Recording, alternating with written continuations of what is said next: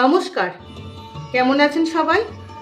সঞ্চিতার রান্নাঘরে আরেকটি দারুণ স্বাদের রান্নায় সকলকে স্বাগত জানাই। আজকে আমি নিয়ে এসেছি একটা সবজির প্রিপারেশন, লাউ মালাই। আর দেখাবো সঙ্গে লাউয়ের যে খোসাটা থাকে সেটা ভাজা। তবে আসুন দেখে নিই লাউ মালাই আর লাউয়ের খোসা ভাজাটা আমি কিভাবে তৈরি করি। প্রথমে আমি লাউয়ের খোসাটা ভাজার জন্য খোসাটাকে একটু ভাপিয়ে নেব। সেই জন্য নিয়ে নিলাম একটা প্রেসার কুকার। আমি লাউয়ের খোসাটাকে এইভাবে কুচো কুচো করে কেটে রেখেছি, আলু ভাজা যেইভাবে কাটে সেইভাবে। এটাকে দিয়ে দেব, আর দেব সামান্য একটু জল।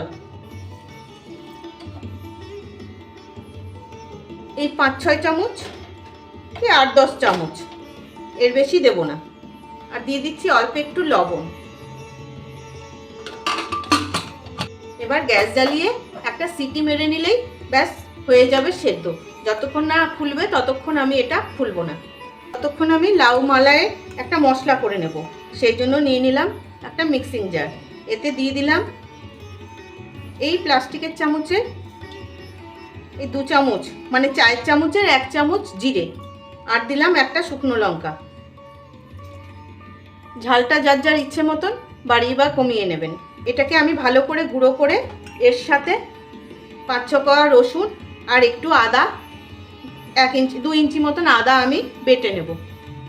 ততক্ষণ আমি রান্নাটা শুরু করে দিই। তাই গ্যাস জ্বালিয়ে আবারও বসিয়ে দিলাম কড়াই। কড়াই খুব ভালো করে গরম হয়ে গেছে। এবার দিয়ে দেবো পরিমাণ মতন সর্ষের তেল। লাউ তো খুব বেশি তেল লাগে না। তেল খুব ভালো করে গরম হয়ে গেছে। অল্প একটু লবণ ছিটিয়ে দিয়ে দেবো একটা ফোড়ন, লং, দারচিনি আর এলাচ। ফোড়ন খুব ভালো করে গরম ভাজা হয়ে গেছে। এবার আমি একটু ছোট ছোট করে কেটে রেখেছি আলু, 2টো আলু, এটা আমি ভেজে নেব। আলুটা ভাজা হয়ে গেছে, এবার এটা আমি তুলে নেব। এবার এই তেলে দিয়ে দেবো একটা বড় সাইজের পেঁয়াজ কুচো করে নিয়েছি। এটা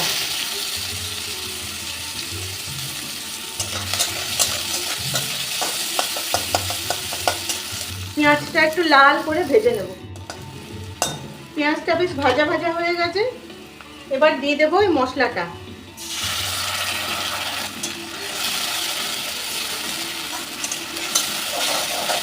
মশলাটা একটু ভেজে নিয়ে মশলাটা ভাজা হয়ে এসছে। এবার দিয়ে দেবো বাটি ধোয়া জলটা। এবার দিয়ে দেবো হলুদ, লবণ আর অল্প একটু কাশ্মীরি লঙ্কার গুঁড়ো। এটা সম্পূর্ণ অপশনাল, ইচ্ছা হলে দেবেন, না ইচ্ছা হলে দেবেন না। দিয়ে মশলাটা খুব ভালো করে আমি কষিয়ে নেব। মশলাটা খুব ভালো করে কষে গেছে, দেখুন তেল একদম ছেড়ে দিয়েছে। এবার দিয়ে দেবো এই আলুটা।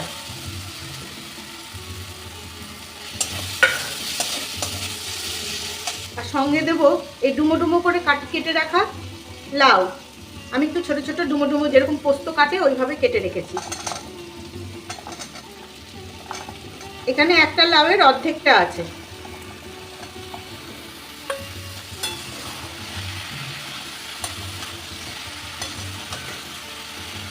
দিয়ে এবার ফুল আছে বেশ খানিকটা ভেজে নেব। ফুল আছে প্রায় 10 মিনিট ধরে আমি এটা, অনেক জল বেরিয়ে গেছিলো, খুব ভাজা ভাজা করে ফেলেছি। একদম কষিয়ে ভাজা ভাজা হয়ে গেছে। এমন হয়েছে যে এখানেই লাউ সেদ্ধ হয়ে গেছে। লাউ সেদ্ধ হয়ে গেছে, আলু সেদ্ধ হয়ে গেছে। কষাতে কষাতেই লাউ আলু সব সেদ্ধ হয়ে গেছে আর ভাজা ভাজা হয়ে গেছে। দেখুন তেল ছেড়ে দিয়েছে সাইড দিয়ে। বেশি তো তেল দিইনি, তবু তেলগুলো বেরিয়ে গেছে। এবার দিয়ে দেব অল্প চিনি, স্বাদ মতো। নিরামিষ রান্না তো একটু মিষ্টি মিষ্টি কিন্তু খেতে ভালো লাগে। দিয়ে আর একটু কষে দিয়ে দিচ্ছি একটু গরম জল। আমি এই কাপের 1.25 কাপ মতন গরম জল দিলাম।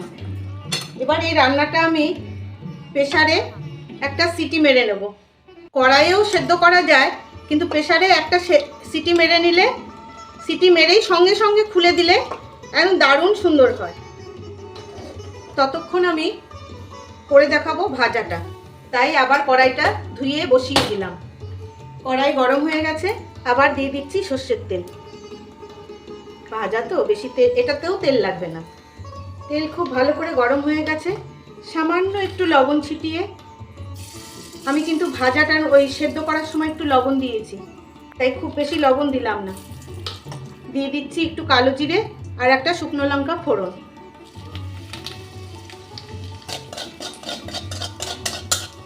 ফোড়ন ভাজা হয়ে গেছে, এবার দিয়ে দিচ্ছি এই লাউটা।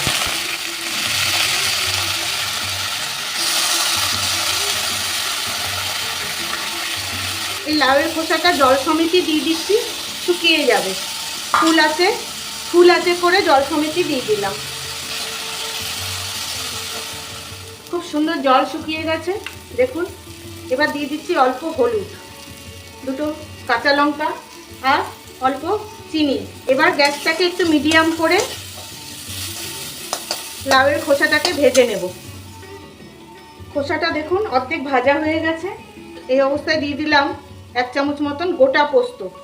এবার গোটা পোস্তটা দিয়েও আর একটু ভেজে নেব। আর দেবো অল্প একটু চালের গুঁড়ো। দেখুন খুব সুন্দর মরমরে করে ভাজা হয়ে গেছে, কালারটাও পুরো চেঞ্জ হয়ে গেছে। ব্যাস, ভাজাটা রেডি, আমি এবার নামিয়ে নেব। এবার দেখুন প্রেসারটায় জাস্ট একটা সিটি পড়েছিল, পড়ার সাথে সাথে আমি এইভাবে পুরো ভাপটাকে বের করে রেখে দিয়েছি। কিছুক্ষণ ছিল, অন্তত 5 মিনিট। এবার আমি খুলব। এই দেখুন এবার এটা বেশ ফুটে উঠেছে। এবার আমি পুরো গ্যাসটাকে কম করে দিলাম। আমি এর মধ্যে দিয়ে দেব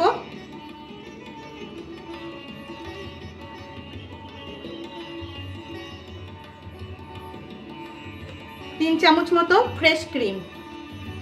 এই ফ্রেশ ক্রিমটা যদি আপনাদের কাছে না থাকে, আপনারা দুধের সর ভালো করে ফেটিয়ে দিয়ে দেবেন। আমি যদি অল্প একটু দুধের সর তুলে রেখেছি আজকের দুধের, আমি এটাও দেব। আমার কোনো কারণে দুধের সরটা দেওয়ানো, খুব ভালো করে ফেটিয়ে আমি দুধের সরটাও দিয়ে দিয়েছি। কোনোভাবে ভিডিওটা মিস হয়ে গেল, তাই আর দেখানো গেল না। যে কোনো একটা দিলেই হবে, ফ্রেশ ক্রিম বা দুধের সর। এবার দিয়ে দেবো 2-3টে কাঁচা লঙ্কা। আমি গোটাই দিচ্ছি, যেহেতু আমরা একটু ঝালটা কম খাই। আপনারা যদি ঝাল বেশি খান একটু চেরা দেবেন, তবে এই রান্নাটায় ঝাল বেশি কিন্তু ভালো লাগবে না। আর দেবো 1 মুঠো ধনেপাতা।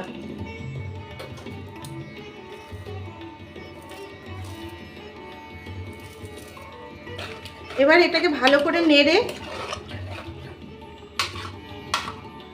ঝোল যদি বেশি থাকে একটু কমিয়ে নেবেন, আগেই কমিয়ে নেবেন, পরে কমালে কিন্তু চলবে না।